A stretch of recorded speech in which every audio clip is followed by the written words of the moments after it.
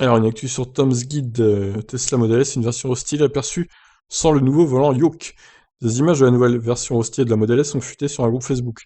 Un internaute de Toledo dans l'Ohio a repéré la berline électrique garée sur le parking du service center de la ville.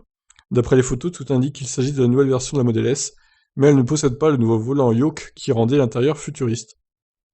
Alors, contrairement aux images de Tesla, cette version ne possède pas le nouveau volant Yoke qui ressemble au volant de voiture de F1, mais avec moins de boutons.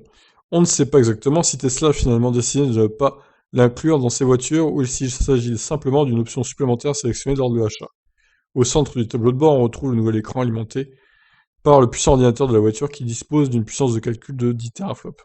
D'après la forme assez peu conventionnelle du volant, on pouvait à juste titre se demander si celui-ci était homologable en France et dans l'Union européenne. La plupart des caractéristiques des volants de voiture sont régies par le règlement UN-ECE 79, et sa forme semble ne pas avoir d'importance. Le terme volant ne figure même pas dans la loi.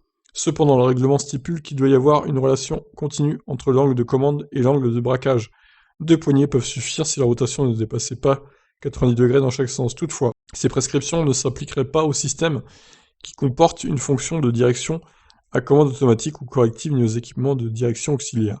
En conséquence, le volant Yoke de Tesla a toutes ses chances d'être homologué en Europe. La version de la Tesla aperçue pourrait simplement être un modèle d'essai, ou une option payante qui permet au conducteur de retrouver un volant plus classique. Alors je dirais plus que l'option payante c'est le volant Yoke, et pas l'option, enfin c'est pas le volant normal quoi, ça serait de série je dirais, et le volant Yoke ça serait une option.